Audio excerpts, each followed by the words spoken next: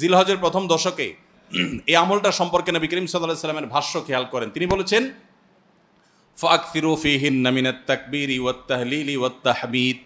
জিলহজের প্রথম দশক যখন শুরু হয়, তোমরা বেশি বেশি করে তাকবীর পড়ো, বেশি বেশি করে তাহমিদ পড়ো, বেশি বেশি করে তাহলিল পড়ো, অর্থাৎ আল্লাহু আকবার, লা ইলাহা ইল্লাল্লাহু আল্লাহু আকবার লিল্লাহিল হামদ, এটা বেশি বেশি করে পাঠ করো। এটা নবী সাল্লাল্লাহু আলাইহি ওয়াসাল্লাম নির্দেশ করেছেন। এটা তাকবীরে মুতলাক বলা হয়, সাধারণ তাকবীর।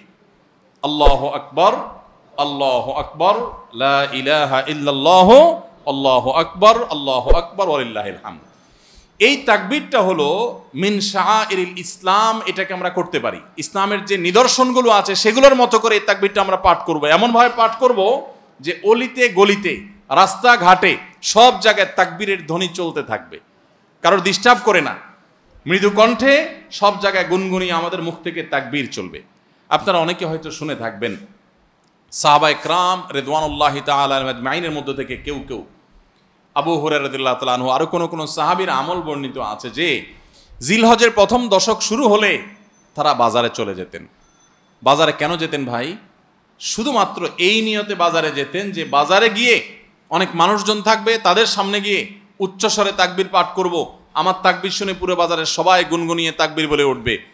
এই উদ্দেশ্যে শুধুমাত্র কোন কোন সাহাবী বাজারে যেতেন এবং যে বলতেন আল্লাহু আকবার, লা ইলাহা ইল্লাল্লাহু আল্লাহু আকবার ওয়ালিল্লাহিল হামদ।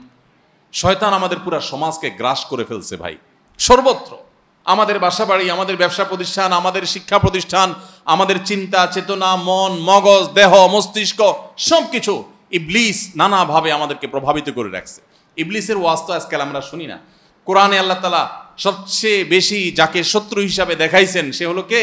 ইবলিস। তার ব্যাপারে আল্লাহ বলেছেন যে সে আমাদের আদু ও মুবিন, স্পষ্ট শয়তান। আমরা জীবনে কোনোদিন দেখিই নাই, আল্লাহ বলেছেন স্পষ্ট শয়তান। হলো আমরা দেখিই না, সে থাকে গোপনে, আল্লাহ বলছেন স্পষ্ট। ভাইরা আমার, এই জন্য আল্লাহ স্পষ্ট বলেছেন যে শয়তান নিজে দেখা না দিলে কি হবে? শয়তানের শয়তানি সারাক্ষণ আমাদের চোখের সামনে ভাসে, চতুর্দিক থেকে শয়তানি আমরা দেখি না? তো এই শয়তান তার শয়তানি করে করে পরিবেশটাকে আমাদের নষ্ট করে ফেলছে। আমাদের দেশ তরুণ প্রজন্মকে ধ্বংসের দ্বারপ্রান্তে নিয়ে যাওয়া হয়েছে, তাদেরকে দিন থেকে এত দূরে সরাই দেওয়া হয়েছে, আমরা অনেকে এখনো আঁচ করতে পারছি না। ভয়াবহতা কোথায় গিয়ে ঠেকেছে অনেকে অনুমান করতে পারছি না। সমাজ থেকে শয়তানের এই সমস্ত শয়তানির প্রভাব দূর করবার জন্য জিলহজের প্রথম দশকে অলিতে গলিতে, রাস্তাঘাটে, বাসা বাড়িতে, ব্যবসা প্রতিষ্ঠানে সব জায়গায় তাকবীর ধ্বনি উচ্চারিত করতে থাকেন।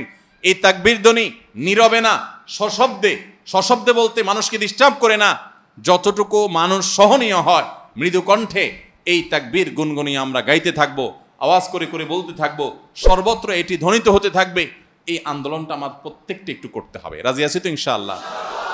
কঠিন আমল, কিন্তু এটাকে জিন্দা করতে পারলে সমাজে সর্বত্র যখন তাকবীরের ধ্বনি ভাসতে থাকবে শয়তান পালা যাবে ইনশাআল্লাহ সমাজ থেকে। ঘরে যখন সারাদিন তাকবীর ধ্বনি ভাসতে থাকবে শয়তান পালা যাবে। আল্লাহ আমাদের সবাইকে আমলের তৌফিক দান করুন।